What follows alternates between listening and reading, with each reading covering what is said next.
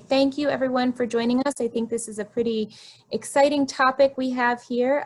So I think we're all a little bit excited to hear what Professor Krasno has to say. And we're going to be taking questions about the Political Science Department here at Binghamton, also just general questions you have at Binghamton. So handicapping the 2020 election by Professor John Krasno. Again, he is a participant, he is one of the professors in our Department of Political Science. So John, I'll have you take it away. First of all, welcome everyone to my side room of my house. I hope you all are enjoying your sojourn. My topic today is handicapping the 2020 election. I'm the poli-sci professor who does current American electoral politics. And so the term this is sort of the thing that I do all the time. And so the term handicapping is a term that comes from sports, and I think from sports betting, which involves predicting the outcome of a contest, right? So Vegas makes odds and things like that. So I have my ideas about, whether Trump or Biden, who is the presumptive Democratic nominee, will win in November. But the point of this is not to tell you what I think is going to happen, but to sort of give you a few ideas about how political scientists create their expectations, some of the factors that we would take into consideration. So I'm going to, at least for the moment, dodge making a prediction. But I want to start by asking you for your predictions. So I'll ask to launch this poll and to ask you, who do you think is going to win in November? I want to start by running through a couple of basic facts and a couple of basic theories. And the first basic fact is that incumbent presidents generally win re-election. That is, if you're elected once, you're usually elected a second time. So I looked this over for this talk just to be sure that I knew what I was talking about. And it turns out I was right. Since 1900, the 1800s don't matter. And to be honest, most of the early part of the 1900s don't matter either. But since 1900, 79% of incumbents who have run for re-election have won. If you take out the 4 vice presidents who didn't win the first time, the number falls to 71%. That's slightly misleading because there are a few people who retired rather than faced re-election when they might not have won again. So maybe the number's a little bit lower than 70%. I tend to think of it as like 2-to-1 odds in general, but the global odds favor re-election. So there's that. On the other hand, this runs into something, the explanation for this, or the theory, one of the reasons why this is so, runs into one of the first theories that we learn in poli-sci about why people vote. And one of the reasons that incumbents win again is because they won the first time. And part of the thing that we know is that individuals who voted for Trump are overwhelmingly likely to vote for Trump again. And people who voted for not Trump are overwhelmingly likely to vote for not Trump again. So in the 2020 election, if you voted for Hillary, you're not going to vote for Trump, probably, overwhelmingly likely. And if you voted for Trump, you probably are going to vote for Trump again, overwhelmingly likely. This is based largely on this argument about party identification, that people identify as Democrats or Republicans, even if they don't necessarily admit it to themselves, they still identify as Democrats and Republicans. So this, what do I mean by overwhelmingly likely? I mean that there's about a 90% probability, right? Probably even higher. It's a little bit harder to tell because this relies on people's recollection and their account about what they did, and we don't trust people to recall or recount accurately. But the estimates are good estimates. So we know that there's this high degree of stability. So we see this when we look at election results, right? So remember I said we're starting at 1900. Starting in 1900, 15 incumbents, taking away the 4 vice presidents, have run for re-election. A bunch of them were Franklin Roosevelt, who ran for re-election 3 times. Of those 15 re-election races, 7 of them, half of them, were decided within 3 points of the previous election. So, for example, Obama won 53.7% of the two-party vote in 2008. He won 52% in 2012. And recently, this trend has even become tighter and tighter and tighter. So in 1996, in 2004, and 2012, our last 3 re-election battles were virtual replays of the previous election battle. The incumbent wins re-election with a margin that's within 2% of where they were the previous time. So absent some sort of reordering event, 2020 probably looks a lot like 2016. So on one hand, that's kind of looks like good news for Trump. On the other hand, maybe not, right? Maybe not, because he lost nationally by 3 million votes, almost 3 million votes. Maybe not because he benefited because there was disengagement by some key parts of the Democratic base, particularly in some of the swing states. Maybe not because all of the evidence that we have about new voters coming into the electorate and mobilizing since 2016 have been that they are overwhelmingly anti-Trump or anti-Republican. So there's a lot of, all the subsequent developments since 2016 suggest that if we just replay the 2016 election, that might not be a very good thing. So now we're going to head into theory number 2, which is the theory of economic voting. So one of the arguments about why elections just aren't simply the same over and over and over again, right? Why doesn't Obama get the same percentage in 2012 as he got in 2008, is because the economy was different, right? It's the sort of the number one theory about why election results tend to differ from year to year, from election to election. And the most basic sort of forecasting model here involves 2 sets of variables. One set is about a bunch of different measures of economic performance, and another is the sort of baseline of presidential approval. And until recently, right, Trump was doing great, doing pretty well on the first one, economic performance, but he was doing pretty terribly on the second one, which was presidential approval. He had managed to do something that no one had ever managed to do before, which was to be pretty unpopular despite a good economy and despite getting high marks for his management of the economy. So let me run you through a little bit of that data to show you what I mean. So one of the basic measures, I mean, there are lots of different measures, right? But here's a really simple one. There's a group of academics who formed something called the Confidence Board, and they measure consumer confidence through a survey that's done monthly. And so I don't know if you've ever run across this, but this has been in existence for 50 years. Yes, over 50 years. It's a kind of a standard thing. It's a monthly survey, blah, blah, blah, blah, blah.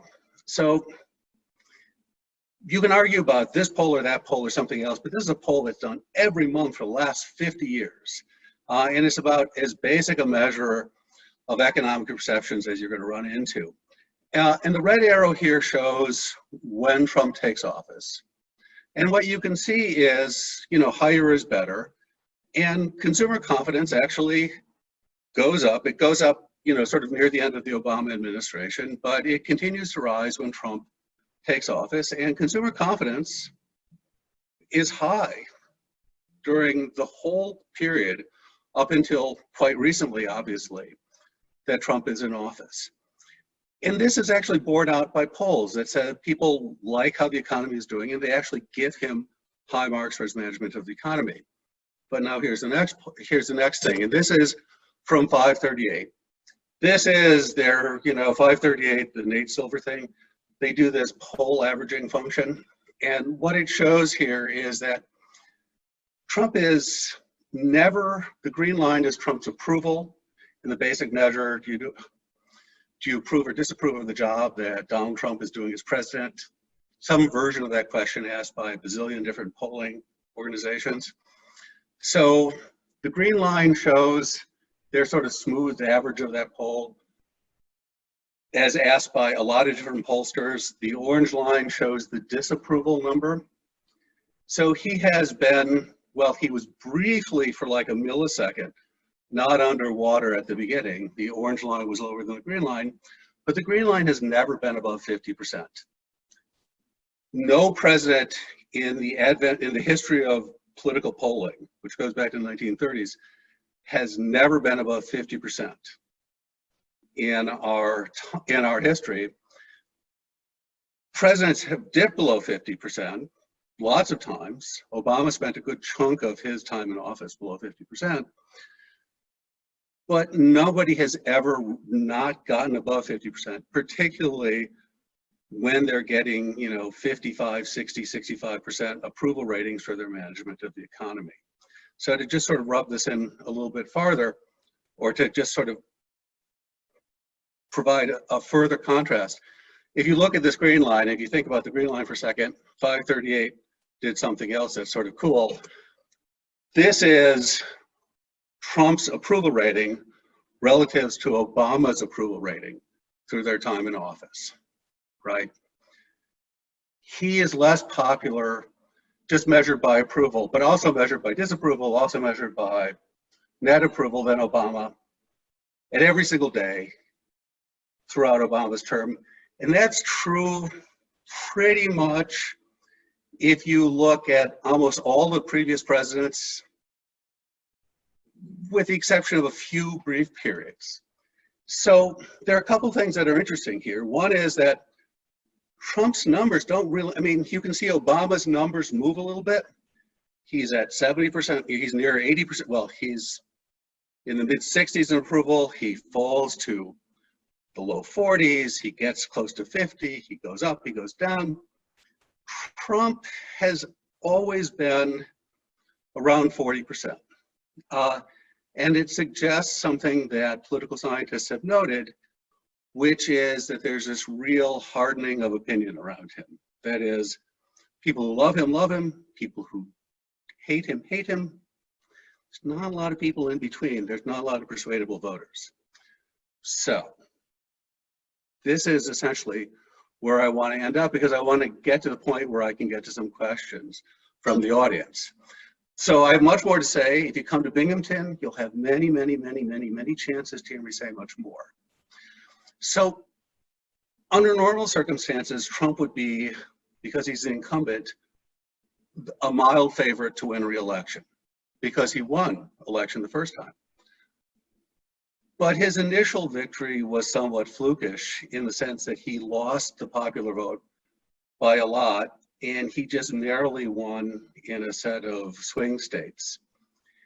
And so his chances depend on winning those swing states again, like by this narrow margin. It seems unclear that you could replicate something like that. It was a remarkably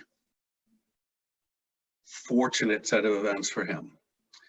Secondly, his record to date suggests that even with a really good economic record to sell, he has not succeeded in selling that very well, in the sense that even though people like what had happened previously with the economy, they haven't really liked him.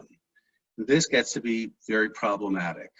And so how that factors into an election where normally those economic perceptions would have made him more popular, after 3 years, it's unlikely to imagine that suddenly going to click in. And then finally, there is the unknown effect of the coronavirus, which obviously we'll discuss, I guess, a little bit in the Q&A. So that is the end, because I said I would keep it short for Q&A. So I'm going to open it up for questions. As I've explained to our hosts here. All right, so we've got a question here. Will it come down to independent voters in swing states, or are there just not many independents? So it always comes down to independent voters, and it always comes down to swing states. So there are not that many independents. In general, what I would say is that about 90% of the voters are spoken for, right? About 10% of them could move around. This is before, sort of the coronavirus or the COVID-19 stuff might shake some people loose from their moorings. We don't know. But in general, we're talking about a relatively small group of swing voters. So I'm from Wisconsin, multi-generational family in Wisconsin, which is, one of the key swing states. And, for my family there, it's just like, it's nonstop. I mean, for New Yorkers, it's hard to imagine what this is like, but no one cares what we think because of the Electoral College, which if you come to Binghamton, you'll get to hear me fulminate against sort of nonstop. But in Wisconsin,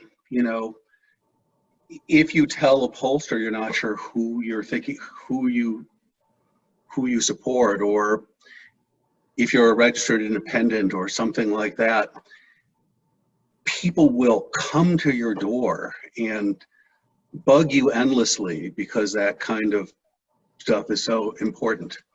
But the other thing about Wisconsin that's important to understand is that it's going to be super important for both sides to mobilize their voters, right? So even in Wisconsin, 40% of the electorate didn't vote in 2016. And getting more of that non-voting electorate out is going to be fundamentally important. And so there are plenty of voters for both sides to find and to get out. They're not swing voters, they're just non-voters. So it's a combination of both things. Thank you. Here's another one here. How does Bernie Sanders factor into this? People were thinking maybe he's still in the race. So you didn't mention him today, you just mentioned Joe Biden. And so why might that be? So look, I mean, here's the fact. Bernie Sanders can't win the nomination. The difference between the Democrats and the Republicans and the way they've managed their nominations is simple. In the Republican side, whoever wins a state, whether it's by one vote or whether it's by 100,000 votes, typically gets all that state's delegates. On the Democratic side, there's proportional allocation of delegates, which means that in order for Bernie to make up the 300 delegate edge that Biden has, he has to win he has to find victories in some of the remaining states that are really large. I mean, he can't win New York State by 100,000 votes in order to gain a lot of votes, gain a lot of delegates in New York State. He has to win New York State by a huge number. He's run out of territory, which is really favorable to him. There are a couple of good states left for him, but virtually all the states that are left aren't good for him, and there are some really good Biden states left. So his odds of winning are basically non-existent. So he is still in the race. He has judged that he has some goals that he wants to achieve by still being in the race, but he's not going to be the nominee. Mm-hmm. That's why I didn't mention Bernie Sanders. So here's another question about Binghamton, and maybe you can talk a little bit more about the political science department and some of the course offerings that have, but one of the students has asked, does Binghamton have a course about the election this fall? So every election year, I do a campaigns and elections seminar, but you won't be able to take it because unless you come in as an upperclassman, you won't be able to get in. It's a senior seminar. So there is that. We have a little bit of we're a little tight. I don't know. I will also teach a public opinion course in the fall. That's also mostly for upperclassmen. but depending on how the seat thing works out, there might be some seats available for freshmen and sophomores. I mean, so much stuff is in flux at the moment because so much stuff is in flux at the moment. One of the cool things about the public opinion class is that we conduct actual polls on campus, and this is something that's pretty rare. You know, you'd think that there'd be really good, high quality polling done all the time on college campuses. That's actually not the case. So we do polling through the class, and it's kind of interesting. So I know some of the local politicians in town, and I get calls from people saying, "Hey, what do your polls show?" And you know, I generally just basically tell them, because if you ask, I will tell you. So that kind of stuff is interesting. There are going to be classes. Those are the two that I'm teaching. One will be easy to get into. One will be potentially possible to get into. The other one will be really hard to get into. I don't know what else is going to be happening in the poli-sci department because, you know, I'm fortunately out of its management that I don't have to know. So it really sort of depends on who's on tap and what they're teaching. Intro to American Politics, which I've been teaching recently, is a spring class, weirdly enough. So we won't be teaching it in the fall. Okay. Here's another question kind of about the election in general. Do you think more people will vote this year or less people, considering the coronavirus and the lack of voters last time? So coronavirus is, look, we have no idea what the heck is going to be going on in the fall, right? So if we're all on lockdown again in November, God knows. Assuming we're not on lockdown, turnout is going to be through the roof, because turnout has been super high in 2015, 2016, 2017, 2018, 2019. There have been several states have these weird odd year elections, and then of course we had the big congressional midterm election in 2018, and so turnout has been extremely high. We're living in this highly politicized age, which is good for business for me, but it may not be the most comfortable time for people to live in. So I would think that we are going to blow past 2016's turnout rate, which, you know, estimates are really hard to come up with, but probably 58-59% of the voting eligible population voted for president. We're gonna get over 60%. We'll probably exceed where we were in 2008. But if we can't vote, then that's a different story. Right. Well, so here's a follow-up question to that too. How do you, as a poli-sci professor, encourage people to vote? And I know there was a question we received earlier too about how mail-in votes might affect it if that, you know, ended up being the case in November, as it were. Well, first of all, I want to thank you for the question about how do I, as a poli-sci professor, encourage people to vote, because I was hoping someone would ask this question. So back in 2012, one of my recent graduates was working on a local campaign, and he said, Binghamton students voter turnout stinks. What are you going to do about it? Like, what am I going to do about it? So together, we came up with this idea where we thought that it would be cool if the dormitories competed with each other for which dorm could register a higher percentage of its eligible voters to vote locally. I'm not going to chase down voter registrations in Nassau County or Timbuktu, right? I also don't really care about those places. I mean, my view of this is voting locally, you know, it's like think globally, vote locally. That's where people are going to have their biggest influence.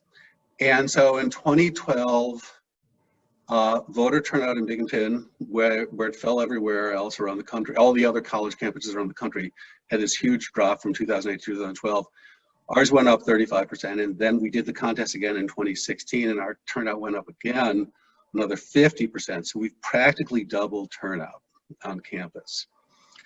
So in the process, Binghamton has made voting on campus for its residents to sort of this gigantic point of emphasis.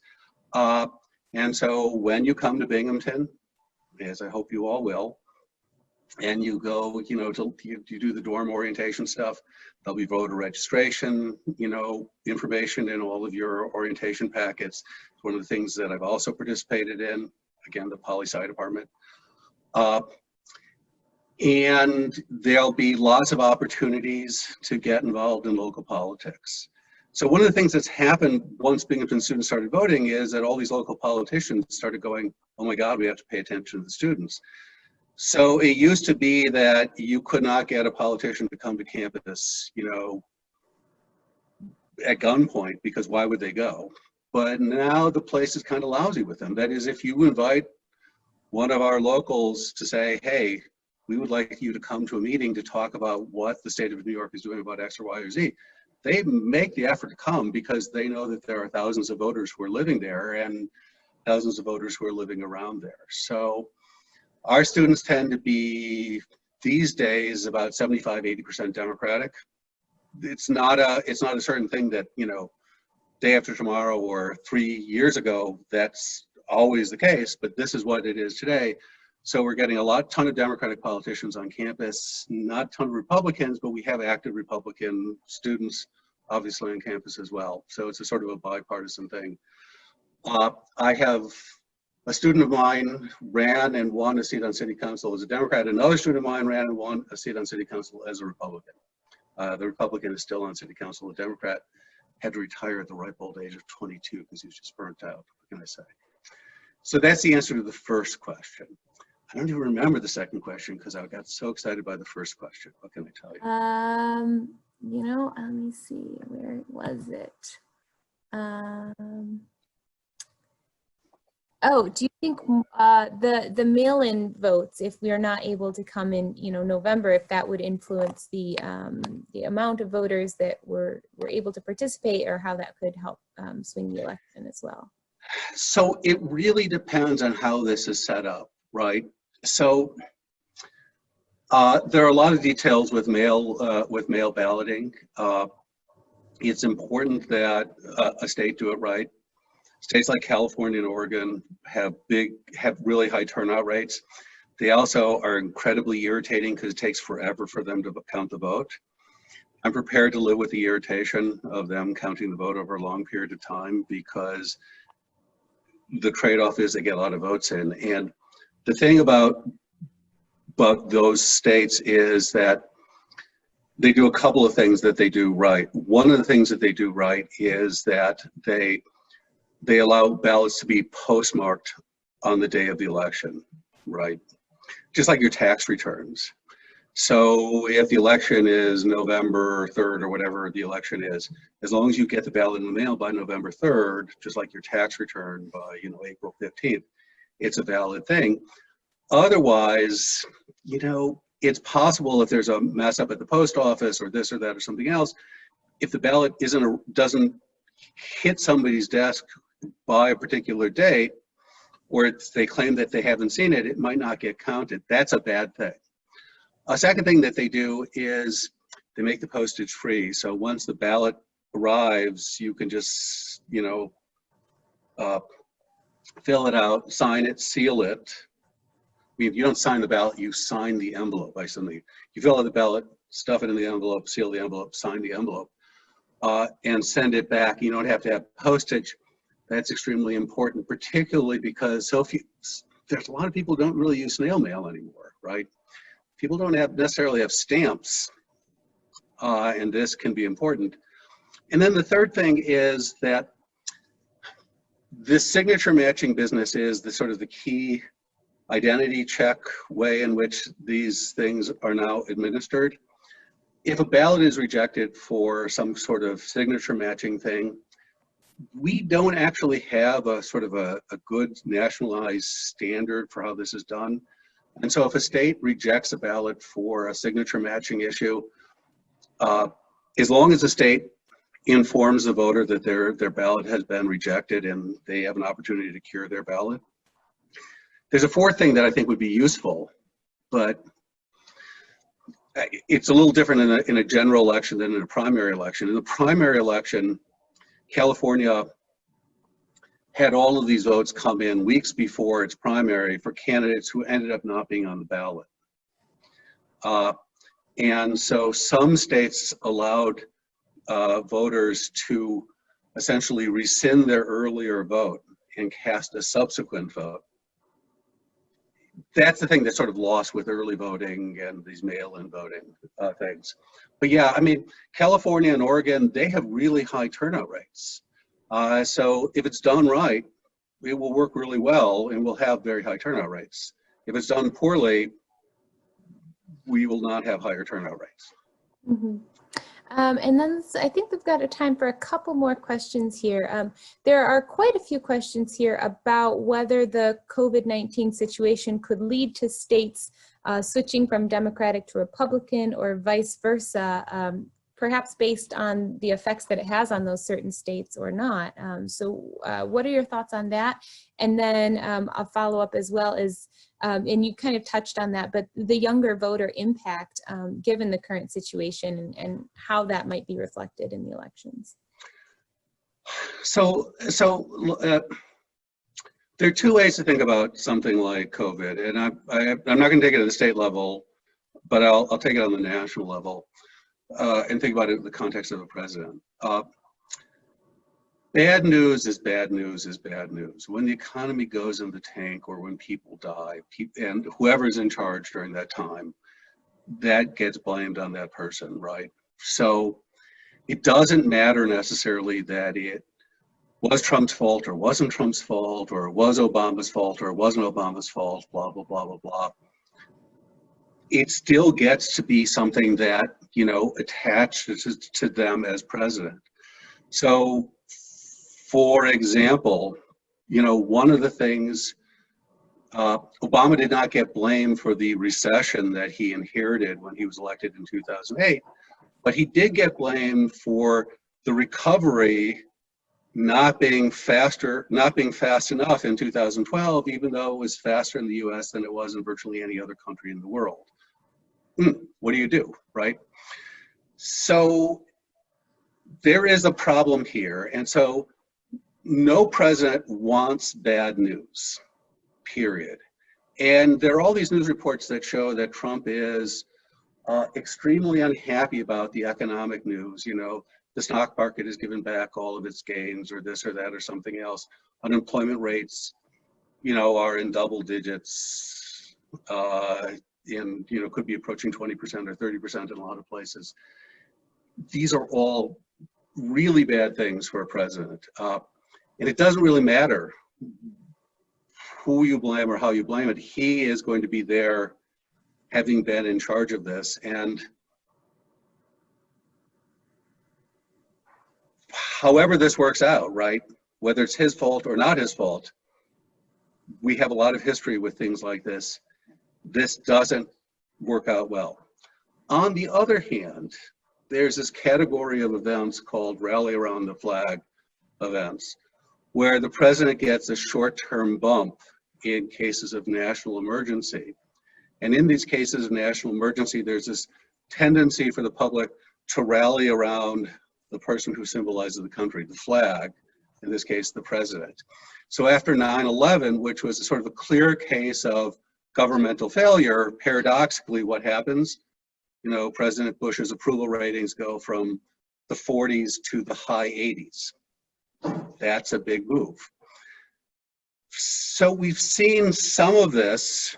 If you go back up here, you see some of this already happening with Trump, right? That little move in the green upward and the little move in the orange downward is the sign that he's getting some bump. But it's not actually that much of a bump. So the Post this morning actually had a good story about this, and this was my sort of add-on to this, comparing Trump to Cuomo to Bush. And the Bush thing is not that interesting, but the Cuomo thing is. So what's great about this chart is that it breaks down respondents by party. And this tells you sort of what you need to know about this, which is the hardening of people's attitudes, right? Trump already has sky-high approval ratings among Republicans, so if they like him more, there's barely any room for them to like him more. But what you see here, the sort of the dark gray and the blue line, I'm pointing at my computers if you can see me, is that those lines sort of edged up, but only a couple of points. Where in the case of Cuomo, who you'd have thought, like, Republicans in New York probably can't stand him. And in fact, prior to this, they couldn't really stand him. And independents in New York couldn't stand him. Prior to this, he had ratings that looked like Trump's. With independents, much more accepting, much more willing to give him them the benefit of the doubt, much more willing to move. Now, look, Cuomo's approval ratings are not going to last forever. They all come down. But what's interesting here is that compared to other leaders, both in this country like Cuomo and abroad, the move that Trump has made has been much, much smaller. So it sort of plays into what we've seen, which is a lot of the stuff is already baked into the cake, right? People who love him. The people who hate him, hate him. And, you know, he could show up at your doorstep with a vaccine and vaccinate your family. It's not clear that this is going to change your opinion one way or another. And so I don't think that Corona is going to help him, because I don't see any possibility that it's going to change the people who don't like him into liking him. But it definitely could hurt him in the sense that, you know, you look at these independents who are still sort of in the mid-30s in their approval of Trump, they could fall off the map. I mean, they could decline another 10 or 15 points or more. Democrats could even decline a little bit more, and he could lose some more Republicans, right? Also, to the extent that this just gooses Democratic and independent turnout against Trump, there are really big costs there. So this is a very dangerous thing for him. So how this affects young people, I'm not entirely certain. I mean, politically, what a weird time to be growing up because you can't leave your house. I mean, it's a parent's dream or nightmare. I can't really tell you which. So. Yep. And so I guess we'll do one more topic question and then we'll finish with just a couple more general things about Binghamton. Sure. The last topic question is, there have been a bunch of questions asked about this similar topic of how important Biden's VP choice will be to the 2020 election, and what the implications of that may be. So typically VPs don't matter at all, right? I mean, we spend all this time thinking about it, but George Bush nominated Dick Cheney, who was about as uncompelling a figure as you could possibly hope for from a super duper Republican state. Again, what the heck? And it didn't matter one way or another. Generally speaking, it doesn't make a whole lot of difference. But Biden has done some smart stuff. Did something smart the other day in his debate with Bernie by saying he was going to nominate a woman because he absolutely has to nominate a woman for sort of the ticket balancing thing. And so I fully expect that he will follow through on that. And I think that that will help. What's different about Biden is that whoever he nominates, and it's going to be his choice and his choice alone, is going to be the front runner for the Democratic nomination in 2024.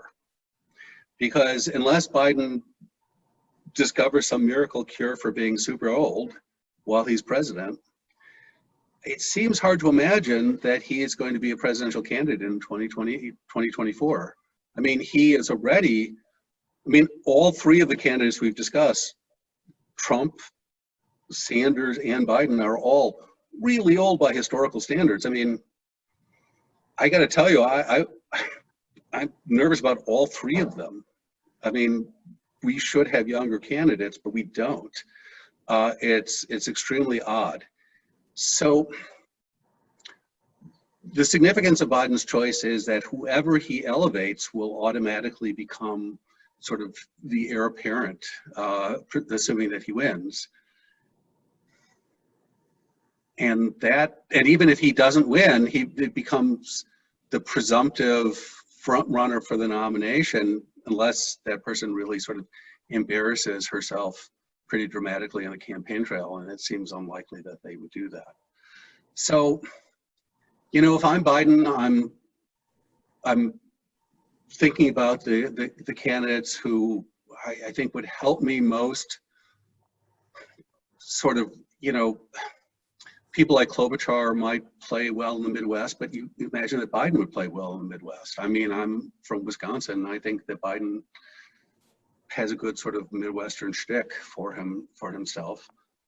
You could imagine, you know, candidates that might appeal deeper into the sort of the Bernie wing of the party, but I'm not sure that any of them really appeal. I mean, it's not like Elizabeth Warren is going to bring Bernie supporters on board, you know, and I don't think Jane Sanders is available as a vice presidential nominee. I don't think Michelle Obama is available as a vice presidential nominee. So I think he's just going to choose whoever he thinks is most exciting and most has the best future as a party leader. Yeah. And we'll see what he does. I have no idea. I mean, if I were a betting man, the two people I tell my students I'm sort of most curious about are Kamala Harris and Stacey Abrams. Just because I think he's going to do a non-white candidate. I have to believe that he's going to have to try to do that. Great. So with our final minutes here, if we could just switch back to, I know you mentioned doing the polling on campus, but maybe just talk a couple minutes about other programming that the political science department offers. I think there's an honors program that they have, or, you know, if you could talk to any of the sort of programs that students can get involved in outside of the department, but still related to that, that might be great. And then we have someone who would like to know about any good resources to learn more about political science while they're home. So maybe we can end on those questions. So learn more about political science while they're home. Boy, I don't really know. I mean, I always tell my students, and I know it sounds sort of stupid, but I always tell my students, read the newspaper and ask yourself whether you believe what you're reading, which is not to say that I believe the newspapers are lying or anything like that. It's that, you know, I'm always I'm a professional skeptic. I mean, literally being skeptical is my actual job. It fits my personality well, so I'm getting to live the dream. So what I always tell students is, you know, think about what you've read and how you'd interpret that in the context of what you know, right?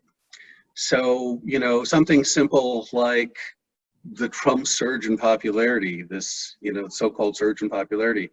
I've had some ex-students of mine who are active now in politics say, what's going on with the surge in popularity? I go, well, describe the surge to me. Well, he's up 2 points in the Gallup poll. It's like, is that really a surge? Well, it is 2 points. Okay, that's not really a surge. Okay. So I tend to think about it in those terms, which is sort of apply your skeptical facilities there.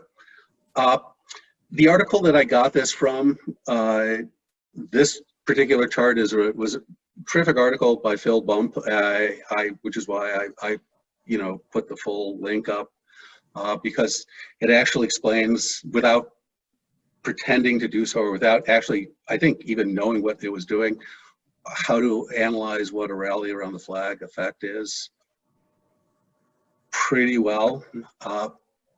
So there is that. What else is going on in poli-sci? Well, so poli-sci is kind of diffuse as a discipline. Like every discipline is diffuse. I mean, there's not like a single poli-sci thing. So poli-sci has three in the way we do it in Binghamton, we have three sort of well-developed subfields: American politics, which is where I am, comparative politics, which my friends in comparative politics tell me American politics is just a branch of comparative politics, and I go, in your dreams, buddy. And then international relations. So comparative politics it's like sort of comparing countries' legislatures to sort of explain how they function, whereas international relations is about things like foreign policy and war. I don't do either comparative politics or international relations. And so the way the major is structured is you do a sample, you take at least one course in each one of our subfields, but then you get an opportunity to take, the rest of your coursework in the subfield of your choice. What makes our department a good department, aside from the fact that we're nationally ranked, pretty highly nationally ranked as it happens, is that for undergraduates, we have sort of held the line, and we still teach relatively small classes. Don't tell the people upstairs, so the bosses of the people who are listening in shouldn't hear this, right? So if you become a poli-sci major, you will meet your professors. That's not necessarily the case in every other department at the university. I can't name names, but I know that is true. So we cap it off with these 2 capstone seminars. So every student has to take 2 seminars on campus, 2 400 levels. Like my campaigns and election seminar is one of those where they're capped at 15. Currently they're capped at 15 students. We'll see whether we are forced to make them larger because of the economic crunch coming, et cetera. And we put a lot of emphasis in one-on-one teaching, things like that. So each of those subfields has specific things that they do with their students, and opportunities that they offer. I can't really speak to the ones outside of my subfield because those are not the things I know that well. In American politics, the stuff that I know well, aside from the polling or the work mobilizing voters, a bunch of my students, for example, created a nonprofit which is expanded throughout the SUNYs called Generation Vote. It started in Binghamton and it's done pretty well. So they do a lot of work, mobilizing students and working on local campaigns. You'll have the opportunity to meet local politicians and get involved in local affairs at Binghamton in ways that are less easily done other places because those paths have been created. Internships, like maybe, I don't really have good connection in Schumer's office, but I've got great connections in Anthony Brindisi's office. He's our local congressman, et cetera. His district rep for Broome is a former student of mine, things like that. We have the semester and Washington programs, but we don't administer those. Those are administered through Brockport. So to the extent that those things happen, they happen. We offer this sort of full array of internships. Those are mostly a result of students taking the trouble to take that effort to do it, but we're sort of accommodating when students do. Mostly what I say about American politics is, when you get here, if you're interested in doing more, we can find you more to do. So there's also research opportunities, et cetera, et cetera. So I don't know, did I answer the question or did I answer the question so much? Did I answer the question so much that everyone is left? And, no, I think you did. I think they gave a good overview of, what we can do at Binghamton in terms of, if students are interested in coming and, maybe participating or looking into a poli-sci major. So I really want to thank you for your time. I think there was some really engaging discussion, some great questions that student asked. So thank you again for your time. I think we're going to close it there. And if students have any questions more about Binghamton, you can always email us at admit@binghamton.edu. And I think that we'll end on that. So thanks so much, John, for joining us, and hopefully We'll see you all this fall, right? got a lot of Right? this great information. Thanks a lot. Bye-bye. Great. Thank you very much. Bye-bye.